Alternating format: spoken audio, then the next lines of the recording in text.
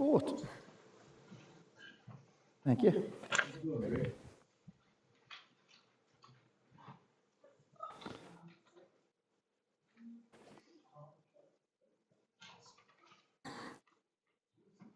We'll go over the announcements and prayer list. First of all, our Vacation Bible School was successful, in my opinion, thanks to a lot of us. And we're back on track this week with the regular stuff, story time in the morning. And then Wednesday night,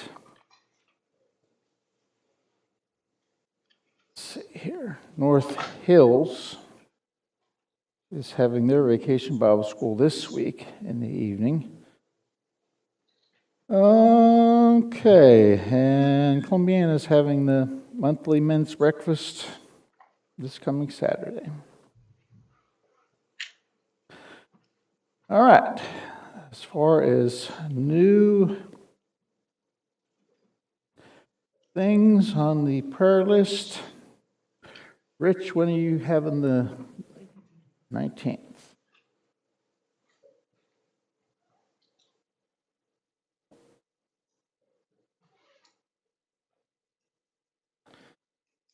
Okay. And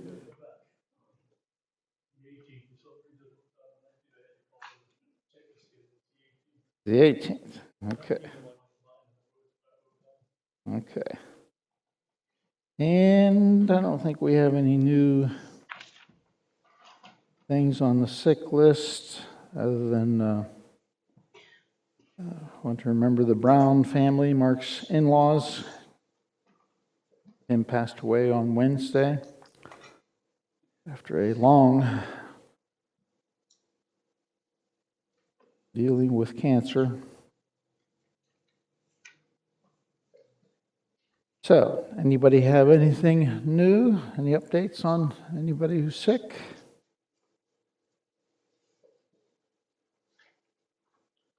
No news is good news.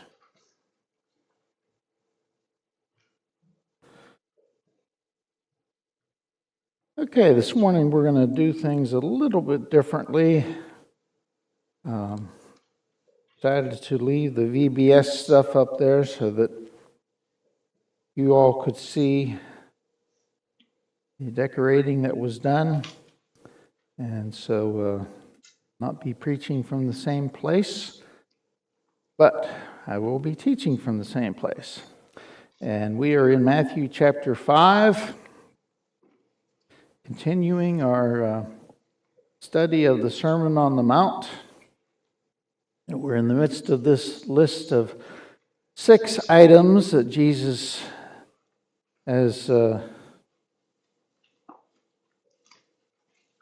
begun, all of them having to do with kind of a revising of the law, however you want to put it. But every one of them has the phrase that's up on the screen, and it is. Okay, so let's just read Matthew 5, 33 through 37. Again, you have heard that it was said to those of old, you shall not swear falsely, but shall perform your oaths to the Lord.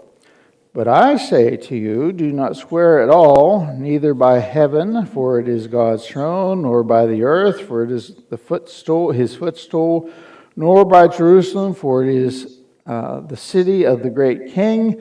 Nor shall you swear by your head, because you cannot make one hair white or black. But verse 37 is the key to the whole thing. But let your yes be yes, and your no, no. For whatever is more than these is from the evil one. So normally, when we consider these things, I just don't think that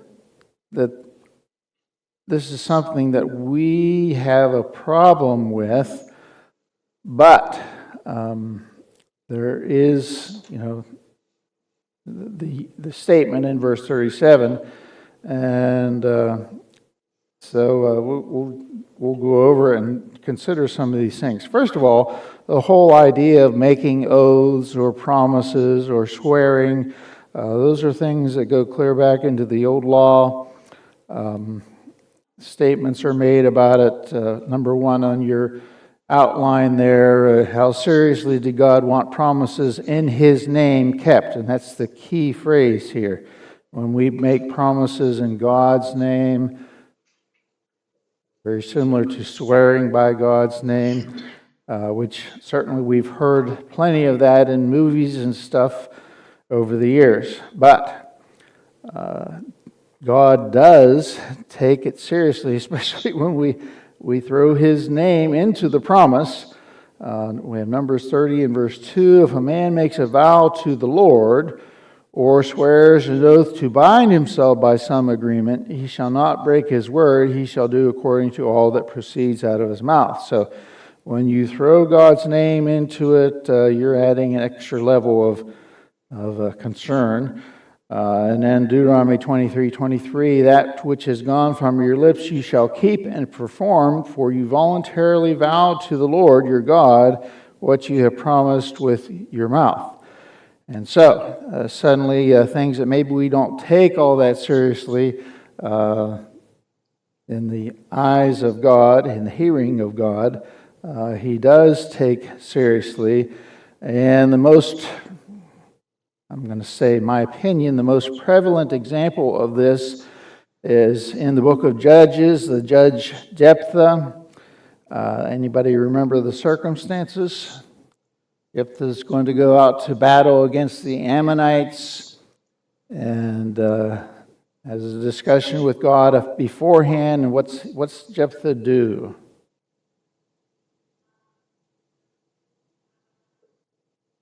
He says to God, he makes a vow to God, if you will indeed deliver the people of Ammon into my hands, then it will be whatever comes out of the doors of my house to meet me when I return in peace from the people of Ammon shall surely be the Lord's, and I will offer it up as a burnt offering. Now, when Jephthah makes this vow, this promise, we can all imagine what he's thinking. You know, maybe a lamb will come out and he'll offer that as a sacrifice. But what does come out to meet him when he comes back from the victory? The first one. His daughter. His daughter comes out. And so we would think, you know, again, if we put it to 2026, we would say, oh, you know, God won't want him to do something like that. But in fact, when Jephthah comes home, his daughter comes out, and he is very upset because he has made the promise. Let's look down at verse 35. It came to pass when he saw her that he tore his clothes and said, Alas, my daughter, you have brought me very low. You are among those who trouble me, for I have given my word to the Lord, and I cannot go back on it.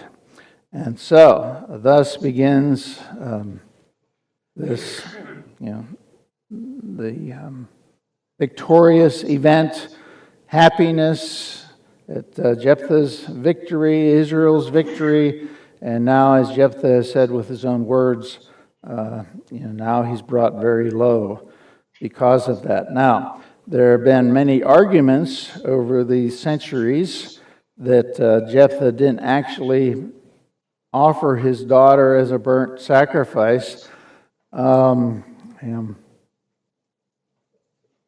didn't really intend to get into that today, but the point was, Jephthah understood how serious this was, and his daughter goes on. We could go and read it, and you can read it on your own. But nevertheless, the point is, our words are worth something, and they're words that God takes seriously Himself. So we think about these things. And then we cover all the related issues. Question 3 on the outline. Why are we tempted to make promises in God's name? There's just a certain kind of person that feels the need to make a promise in God's name? What kind of person is that?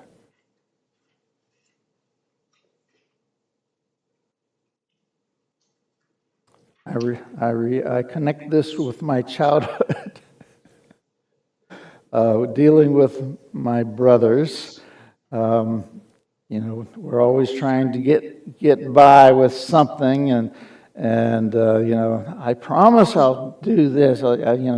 We say things like this, and sometimes what happens, especially if our reputation for being truthful and honest isn't so very good, we think we need to add a little extra power to it.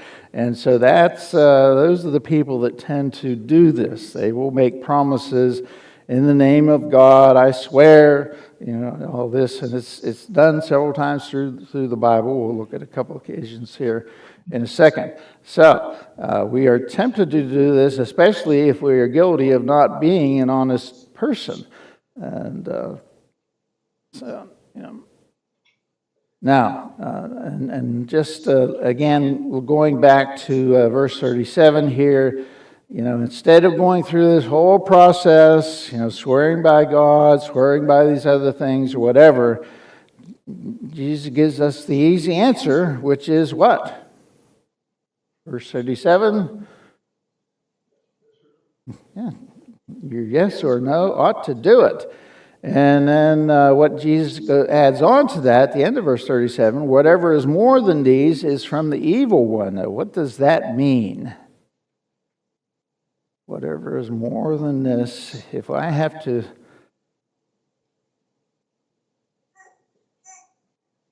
swear by God's name or anything else, invoke some other, swear on my grandmother's grave, you hear things like that said. What is the problem? Why does Jesus say that this is from the evil one?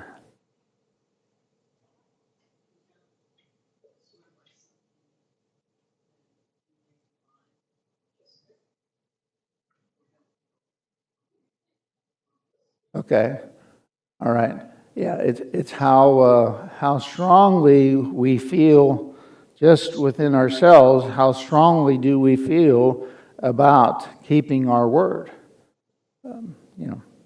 We should. How strongly should we feel about keeping our word?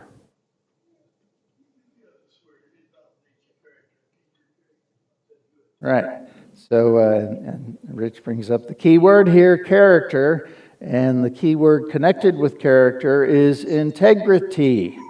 How do you think people do with integrity in our world?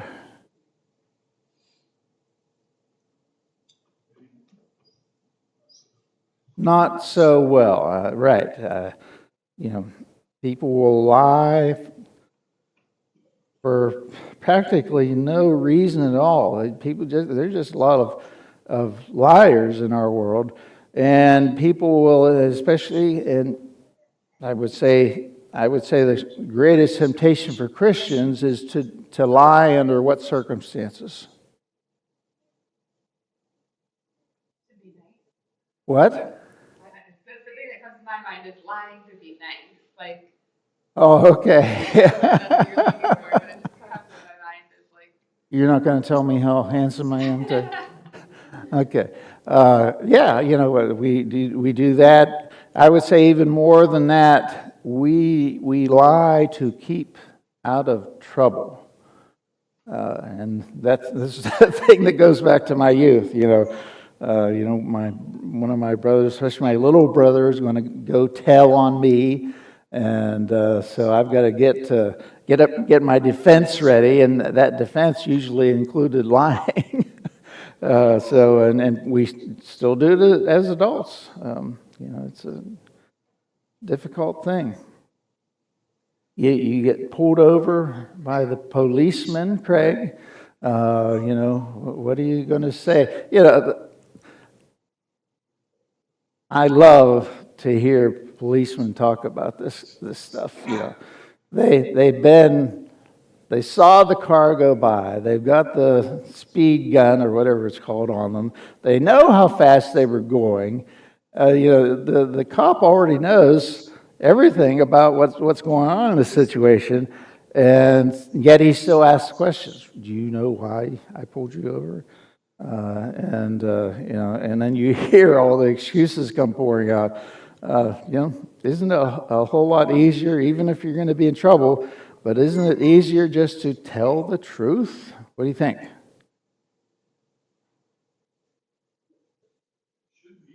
Should be. These situations we get ourselves in by our own fault. Again, it's just simple. So, if we would just learn to tell the truth. Craig, let's hear it from the policeman. Well, first of all, I will say, believe it or not, more people get breaks if they say, I screwed up, sorry. Yeah. They get more breaks than the people that make up stupid stories. Right. That's who gets written. I can say that totally honestly, I've experience. But the picture you had up there last, I just wanted to say, I don't know whether you think it's a good thing or a bad thing to put your hand on the Bible and swear to tell the truth, the whole truth, and nothing but the truth, so help you God. Right.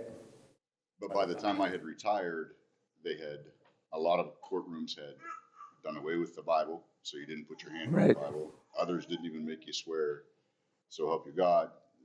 It was just do you swear to tell the truth? Yeah. Yep.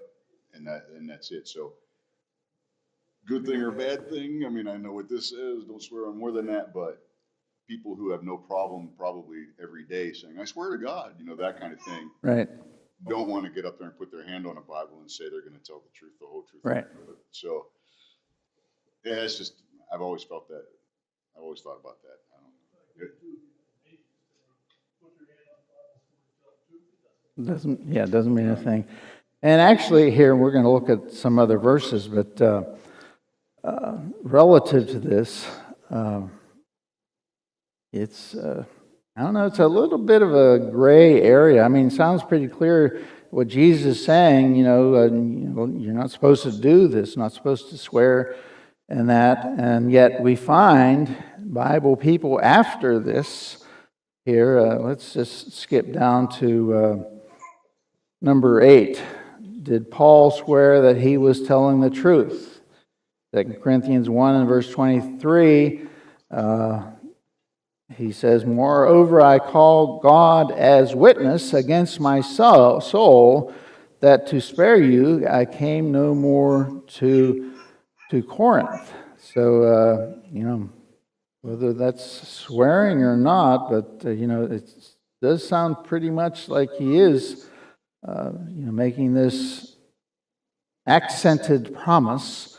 And then also in Galatians 1:20, now concerning the things which I write to you, indeed, before God, I do not lie.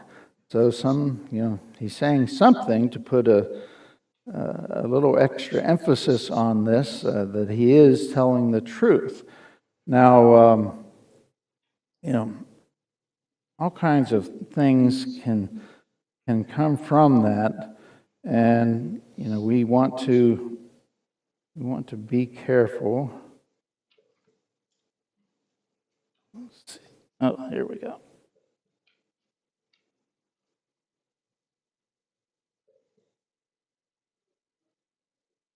Okay, so when we get into these situations, and even this statement made by God in Hebrews chapter 6 and verses 13 and 14, where when God made a promise to Abraham because he could swear by no one greater, there's no one greater than God, he swore by himself, saying, Surely blessing I will bless you, and multiplying I will multiply you. And the swearing part is the word surely. So there is that to consider as well. Now, let's look at number 9. What's the difference between swearing to fix your neighbor's fence tomorrow and swearing to tell the truth in court? Or is there any difference?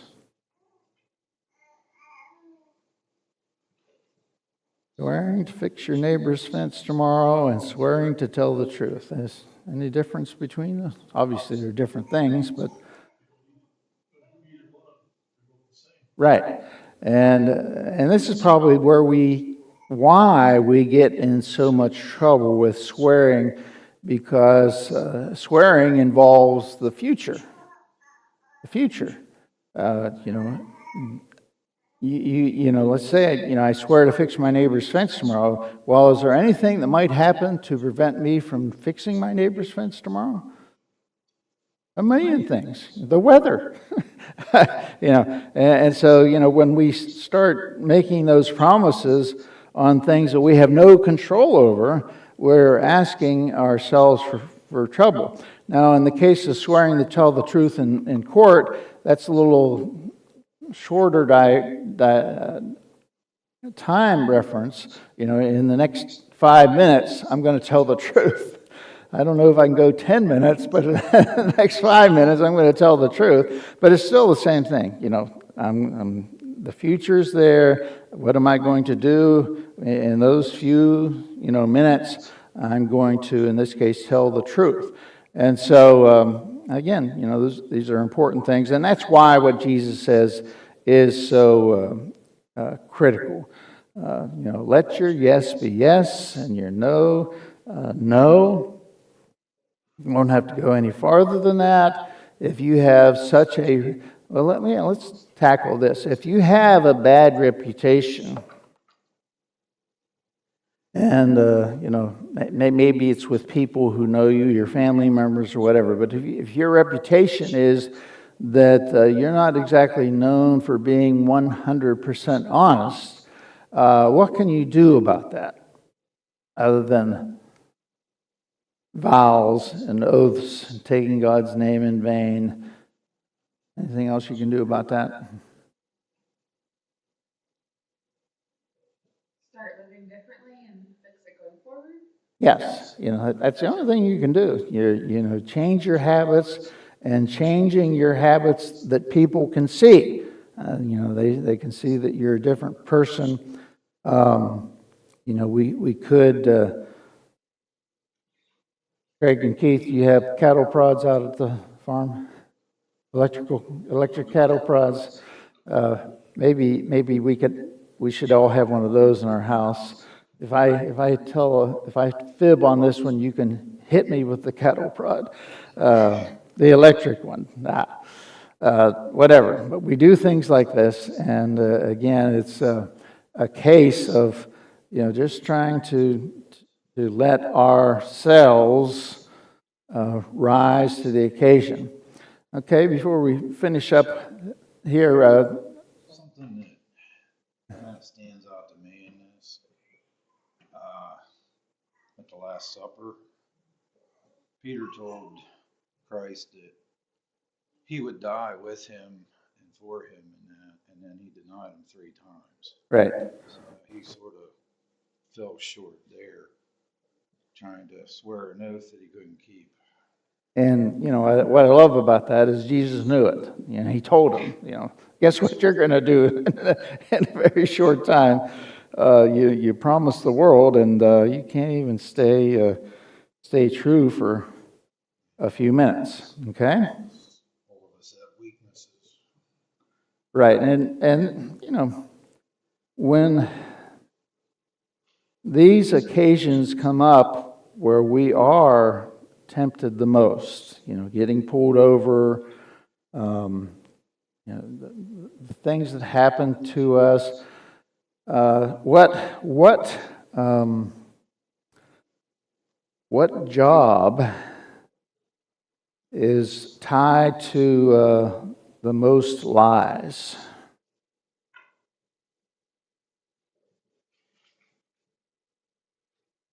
Politician comes to mind. Okay, politicians. Well, I'm talking about, with every one of us, there's something that happens.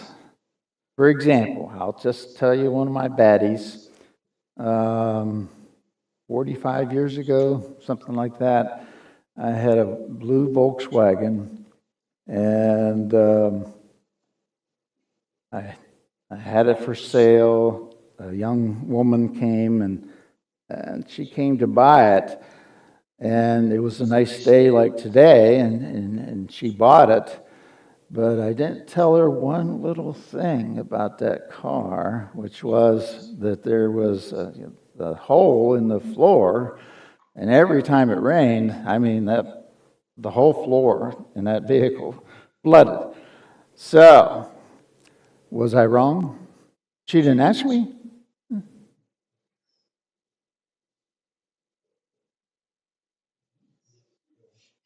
Yes, I agree. I was wrong. And to be honest, or to be, well, I guess I could say that, I did try to get a hold of her. I didn't get a hold of her, but anyways, I tried feebly to make it right. But again, and why is that? Well, that's because what is part of the equation here with you're selling a car. Do you know what this means? Money. Okay.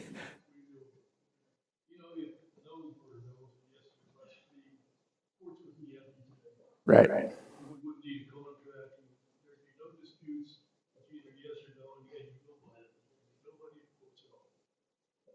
And, and money especially comes in, we would say for the average person, well, man, money may come into, your thought process if you are, if you don't have any. And so your desperation for money goes up. But what I've discovered over the years is that even rich people will lie about money. And it's just crazy how we are about this. So, how do we cut through all the temptations to lie? How do we, what can we do about it?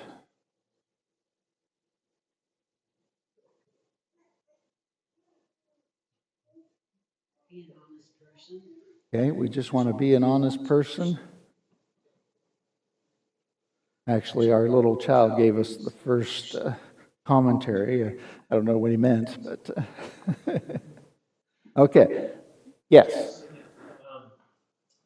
I think when it comes to not lying, I think it is just sometimes and I think kind of at the core of Jesus' message here is fixing our sight on what God desires above all else and realizing if we do that, it is going to be so much better than any short-term gains we can get from being dishonest. Another kind of example, when we bought our Volkswagen a year or two ago, we bought it private sale, used car, and the question came up a couple of times, both from the seller and when we were at the tags place. Oh, yes. What are we listing the sales Yes. price as? And I'm somewhat embarrassed to say, Aaron and I discussed a long time, should we save a couple $100 by telling the state that we are buying it for less than what we are actually writing this check for? And it was not, to us, not an insignificant amount of money that we could have kept in our pockets.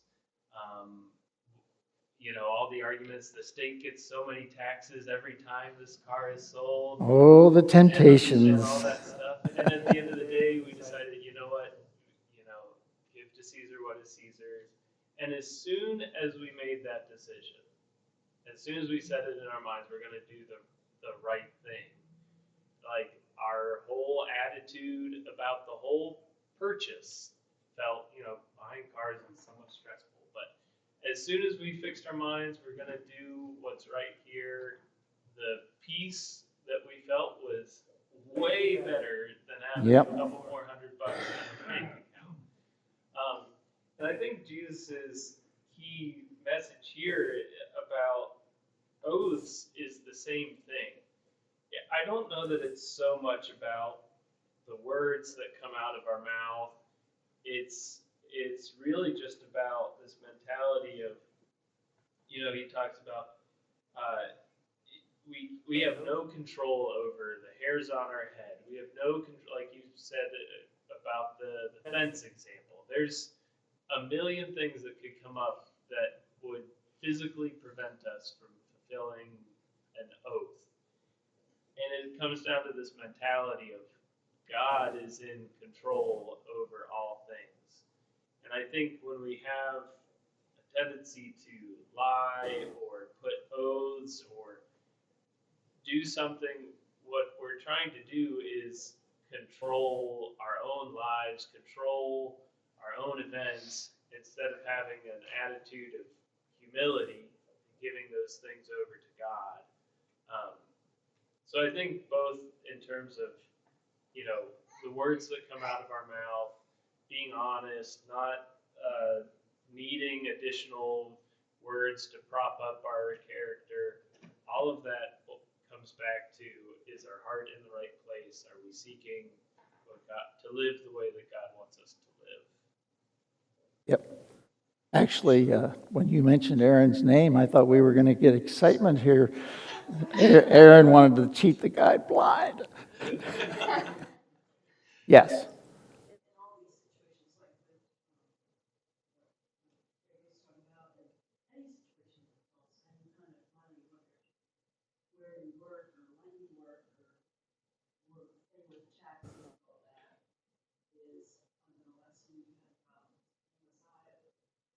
Right.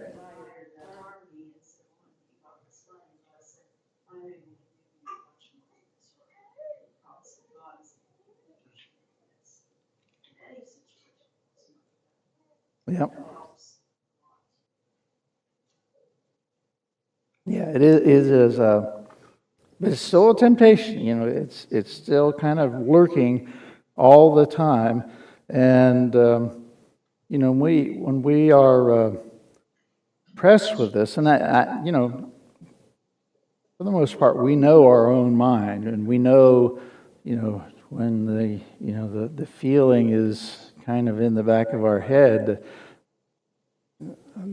that we're tempted. Now, it's I had first-hand evidence of how widespread this is when I bought a little car here a few months ago, and when I went with the guy to the title place or whatever, and even the government official at the title place would have been just fine if I would have said less money, and I was kind of astounded by that, but but that just lets us know, people are expecting us to lie, not to be honest.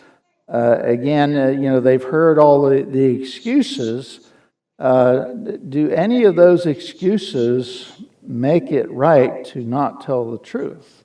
We could say, well, they're wasting our tax dollars out there on the roads or whatever, this and that and this and that, or a corrupt political official, he's corrupt, so why should I be honest?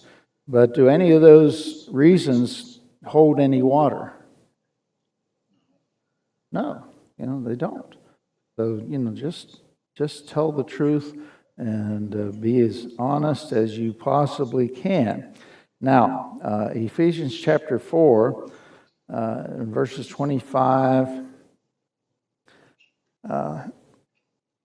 Paul was talking about a number of practical things at the end of Ephesians chapter 4, mostly having to do with the old man of sin versus the new man of trying to behave righteously.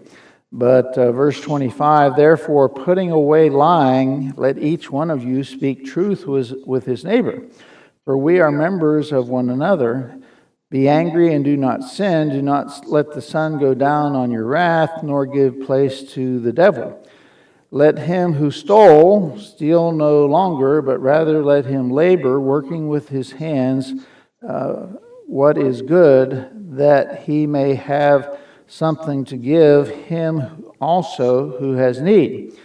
Let no corrupt word proceed out of your mouth, but what is good for necessary edification, that it may impart grace to the hearers. Well, there's two connections to our subject matter that Paul brings up here. First of all, we're to speak truth with our neighbors, and then secondly, when it comes to money, let him who stole steal no more. And I can still remember the first time I noticed this little statement at the end of verse 28, and that is why. Let him who stole steal no more, but rather let him labor, working with his hands what is good.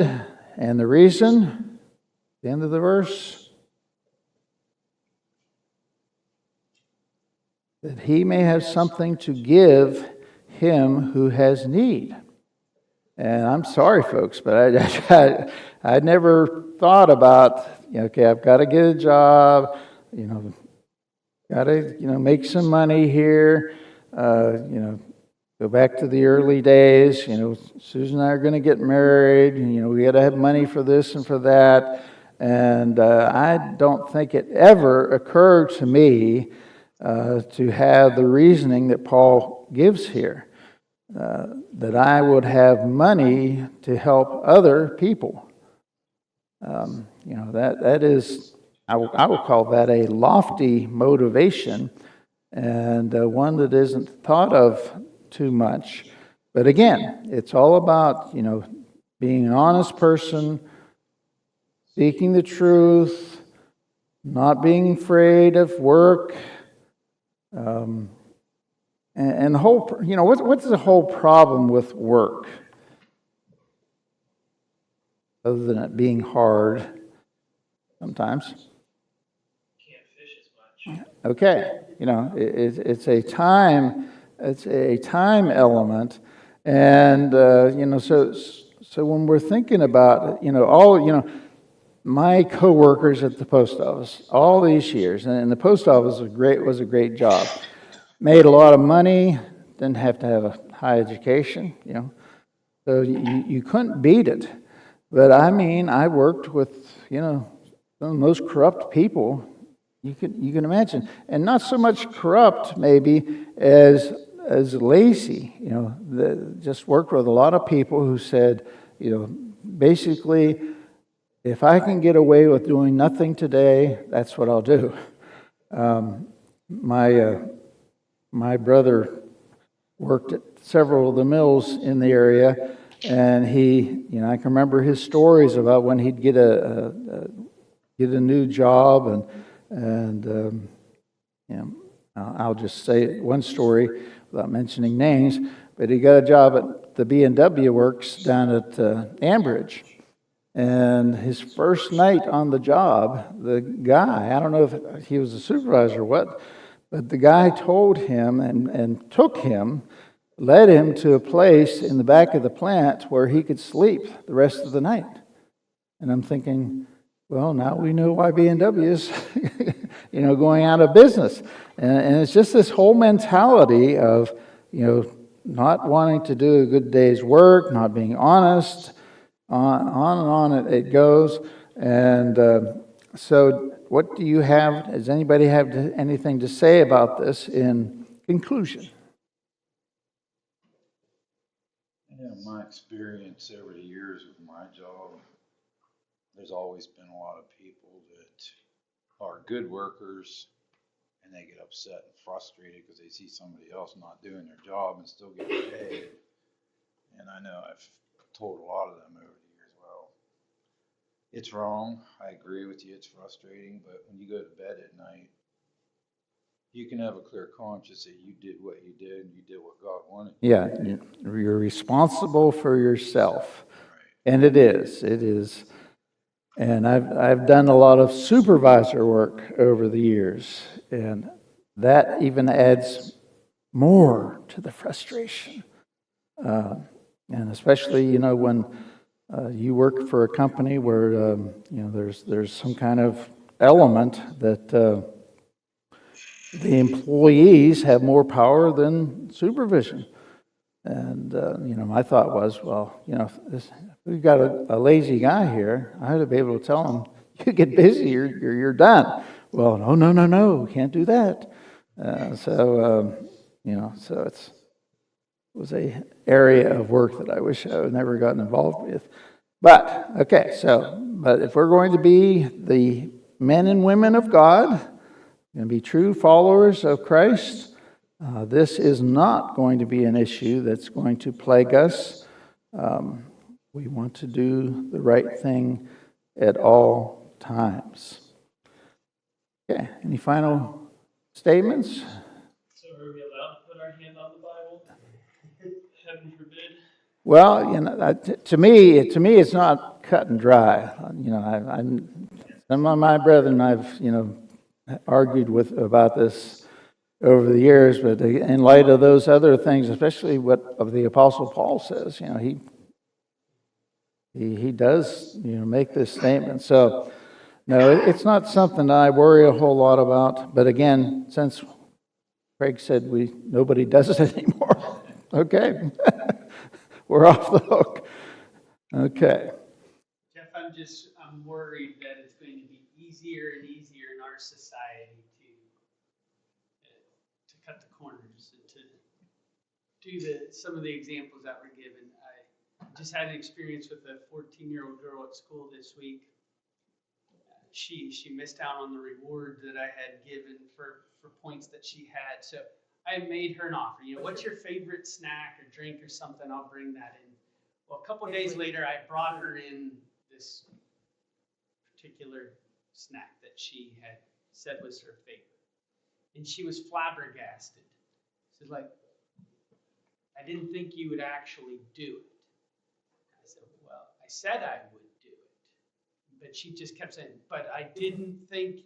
So anyway, in her world, people don't follow through Right. what they say they're going to do. And I don't know if that's just her particular or if that's just a microcosm of society, that our kids are growing up. People's yeses aren't yeses, their no's Right. aren't no's. And I wonder what that would be. Right? Yeah.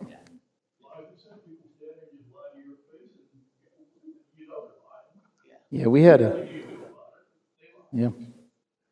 had a situation down south.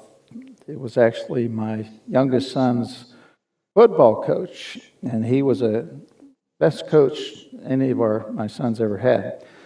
But he was a teacher, of course, and the next year or whatever, he was accused by a female student of making advances to her. And, what's the school board supposed to do? They fired her.